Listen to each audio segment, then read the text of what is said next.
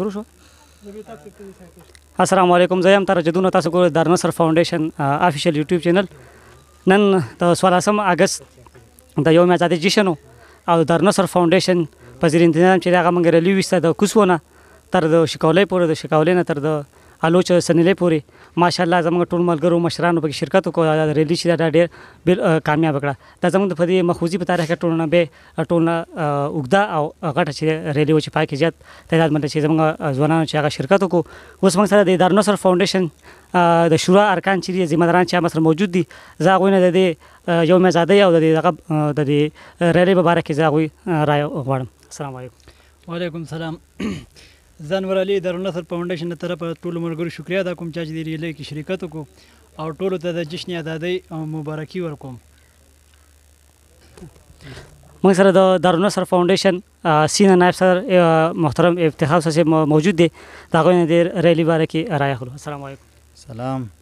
ټول نه لمبې خو زه د کومو ملګرو چې په دې ریلی کې شرکت کړی دی هغو ډېره شکریه ادا کوم.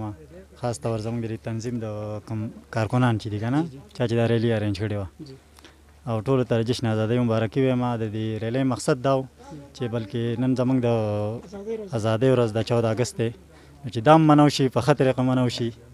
او د دې سره لکه مطلب زموږ د دارلنصر فاونډیشن کوم پیغام چې دغه خلکو ته ورسي، بلکې په سوشل میډیا هسې هم رسېدلی دی، خو نن بلکې موږ پریکټیکلي به موږ چې هغه وویني او د دغه احساس په هغو کې راشي، لکه مطلب دغه دی.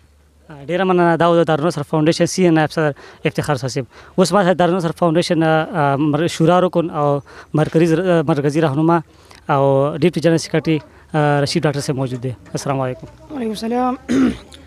زه د دې ټولو ملګرو شکریه ادا کوم چې زموږ سره نن په دې ریلی کې حصه واخیسته او په غټ تعداد سره زموږ په دې ریلی کې راووت او د ریلی کامیابه کړه.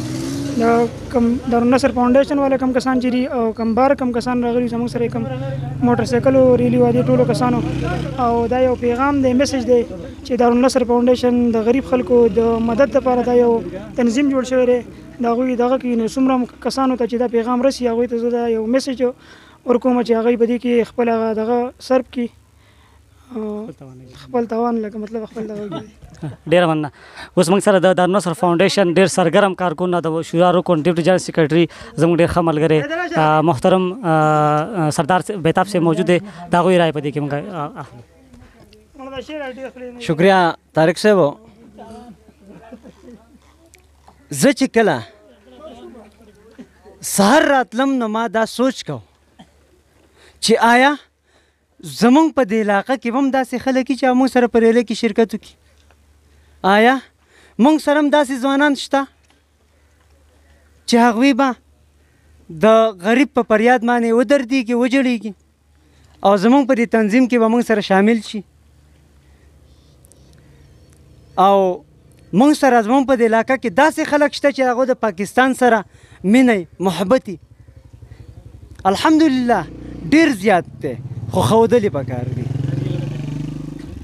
زه د الله تعالی لاک شکر ادا کوم چې کله هم زمونږ ریلی د کوز پونه شروع شوه او که په کم انداز چې په هغې کې خلکو شرکت وکړو، زه د الله تعالی لاک شکر ادا کوم او ډېر زیات خوشحاله شوم چې زمونږ په علاقه کې داسې خلک هم شته، داسې ځوانان هم شته چې هغوی سره احساس دی، هغوی سره د غریب د اوښکو احساس دی، د هغوی د خپل ملک سره مینه ده، محبت دی، د هغوی په وینه کې هم جوش دی، هغوی سره هم د خپلو کشمیري ځوانانو په تکالیفو باندې خفګان دی، هغوی هم خفه دي ځکه چې نن کومې خبرې چې ملګرو وکړې په کوم انداز سره چې د کشمیر باره کې کوم بحث وکړو، نو زه په دغه ډېر خوشحاله شوم چې داسې ملګري موږ سره شته او انشاءالله په راتلونکي کې به داسې ډېر ملګري را پیدا شي او چې چاته هم دا میسج رسېدلی دی نه انکار یې نه دی کړی.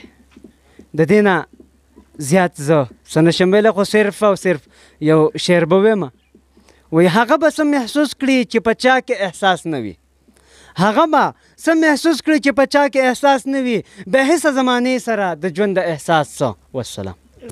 ډېره مننه سردار صاحب نه د تاسو د ټولو ملګرو ډېره مننه. تاسو ټول ته کتونکو ته دا ریکویسټ دی چې د دارالنصر فاونډیشن افیشیل یوټیوب چینل چې هغه سبسکرایب کړئ، د هغې ویډیوز وګورئ، هغه لایک کړئ، په هغې کمنټس وکړئ چې چینل کامیاب شي، د چینل کامیابي چې د تنظیم کامیابي ده.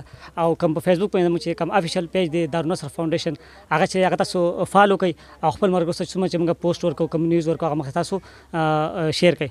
د تاسو ډېره مننه. جزاکم الله خیره.